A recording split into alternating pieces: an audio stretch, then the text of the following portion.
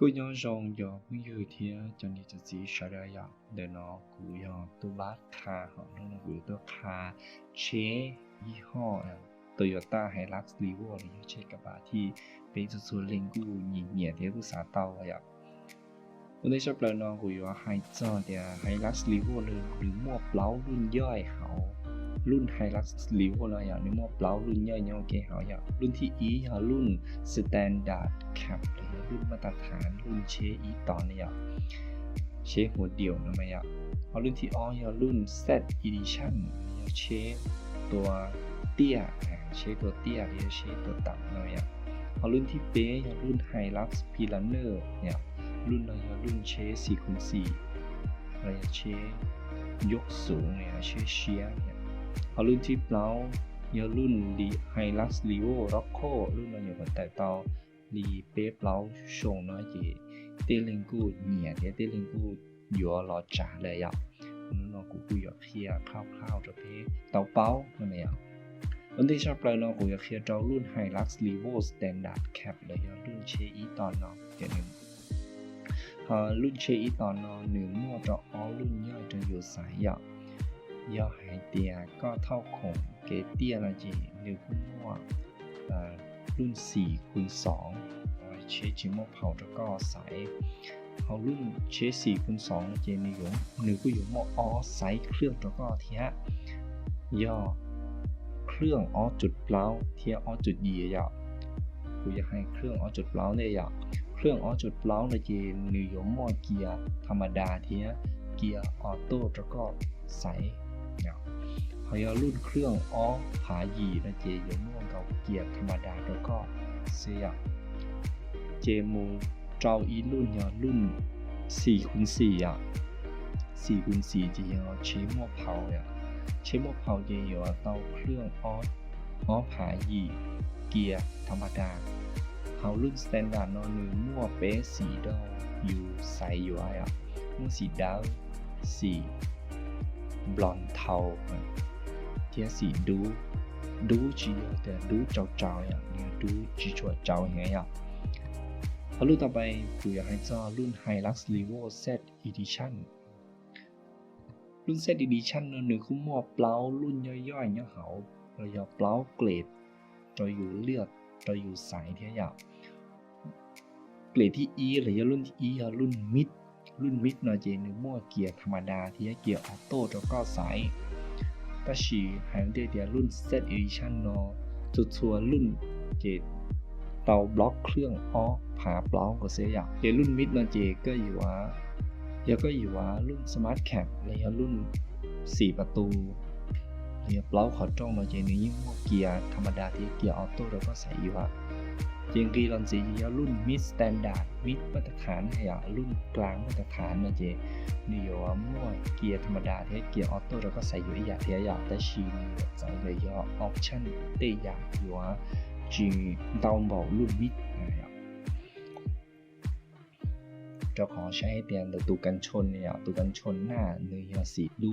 ดำเงาเสียอย่างเจงกีรอนสีรุ่น entry เนี่ยรุ่น entry รุ่นปีชับเลยรุ่นปีนะเจม่วงเกาเกียร์ธรรมดาเสียรุ่นปีเจจะรุ่นที่เปล่ารุ่นที่เปล่ารุ่น entry standard นะเจรุ่นปีเทียมาตรฐานปีชับเลยของรุ่น Z edition นะนึยอยู่มั่วไฮเจเตียรุ่นนอเจเตียเชนดอเอเจียเทียงจองเก้าลงเตาเนี่ยเชนดอเอเจียจองเก้าลงเตาสิเจอย่ารุ่นนอเนี่ยเจรุ่นนอหนึ่งก็อยู่มั่วเปล่าสีเตาอยู่เตาใสอยู่ไอ้อย่างเทียอย่างสีดาวสีบลอนด์เทาเทียสีดูมาเชื่อดูเจ้าดูจีชัวเจ้าเจmột trâu xì đú kia đú trâu kia trên xuân gì nó cũng hay choรุ่น Hilux Revo Pioneerรุ่นที่รุ่นเป็นจนจะสีแล้วจะพุ่งยืนชี้เนี่ยคือเนี่ยรุ่นจะเชียร์ในจีน เนี่ยที่กูสีนะจะอยู่ยังไปตรงไปต่อเชียนะจะอยู่ไปกูอยู่รุ่นนอสีดาวอ่ะเขารุ่นนอจะนึกกูอยู่มั่วรุ่นย่อยเนี่ยเขาโอเคอ๋อรุ่นหลักเลยอ่ะอ๋อรุ่นหลักเนี่ยเชฟ4x4เท4x2เลยอ่ะวันนี้เราคุยให้รุ่น4x4เนี่ยอ่ะรุ่น4x4จะนึกมั่วออเกรดจะอยู่เรียกเทียเดี๋ยวรุ่นไฮรุ่นไฮจะเตาเครื่องออฟผ่านยี่วันนี้เป็นมองให้เดี๋ยวรุ่นท็อปเนี่ยตัวท็อปเนี่ยรุ่นท็อปเนี่ยจะเตาเครื่องออฟผ่านยี่เขาจะรุ่นลองท็อปเนี่ยจะเตาเครื่องออฟผ่านเล้าซื้อเนี่ยเจ้ากูให้รุ่นท็อปย่อก็อยู่ก็สาเตารุ่นท็อปสมาร์ทแคปเราจะนืออยู่ชิโมเกียออโต้แล้วก็ย่อสมาร์ทแคปไปย่อก็อยู่สาเตาเกียร์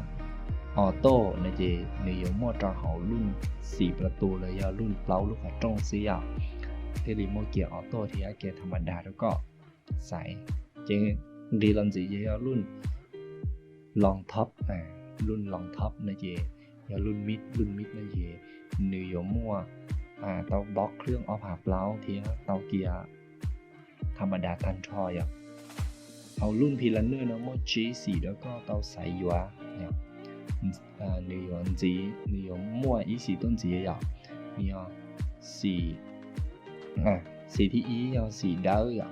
時刀嘅冇做時 blonde 頭冇做時ดู但是你需要ดูตัวเจ้า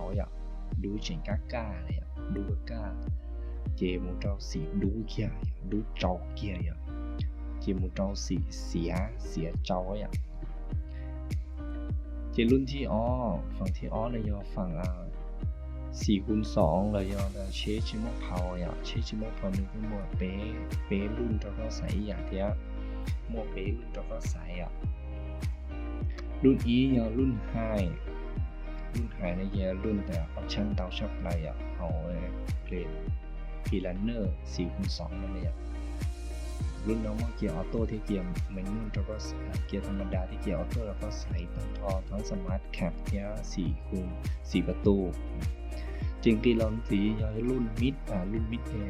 รุ่นกลางรุ่นจ้าเนี่ยเจนิวมั่วทั้งเกียร์ออโต้ที่เกียร์ธรรมดาแล้วก็ชาร์จใส่อยู่จริงๆเราสีรุ่น entry เนี่ยรุ่นที่เป๊ะเกรดต่ำเนี่ยเกรดตีชับอะไรเกรดผู้học cá nói gì nhiều chỉ tao tới option tao đi รุ่นกลางที่รุ่น high เนี่ยรุ่นnói gì tao lú lọt phải na uốn lọt hydrogenเนี่ยchỉสีtaoสีđa là bây giờ hydrogen lọt hydrogen gì cho chế cho nên cho chế cố tao lú lọtสีđa tao chỉ tao lú lọt LED ấyเจ้าเขารุ่นพีลันเนอร์ก็ G4 อย่างมา G4 เราอยู่ใส่อย่างมันสีดาวสีเทาเทียสีดูก้าเทียสีดูเจ้าเทียสีเสียเจ้าเนี่ยเจ้ารุ่นสีรุ่น Hilux Revo Loco รุ่นนอกูยอรุ่น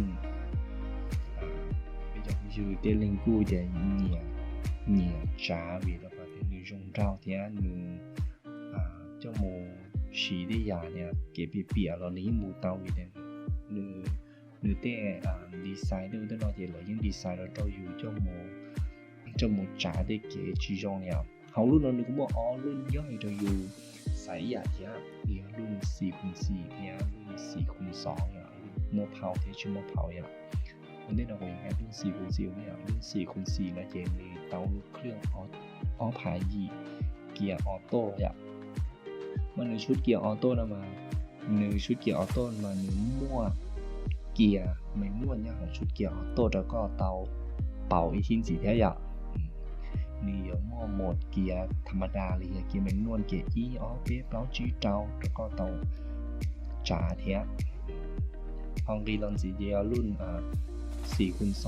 รุ่นชิมเมอร์พาวนี่อยู่เตาบล็อกเครื่องออฟผับแล้วเกียร์ออโต้สิเนี่ยเอารุ่นล็อกโคนอนิ้วมั่วเปล่าสีแล้วก็ต้องใส่อยู่สีสีดาวสีอ๋อจีสีดู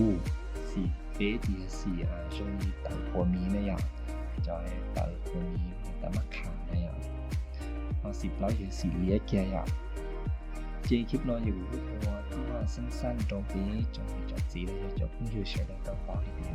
họ luôn hay lắm liu nó cô nó nửa cú hoa luôn như vậy nhé họ hoa vào bé tao bảo về vừa hoa vào bé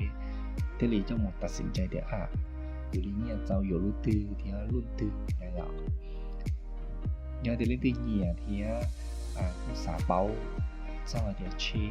หรือรุ่นมงชีบางเนี่ยตอนนี้กด subscribe ติดตามกดไลค์กดแชร์ทุกไว้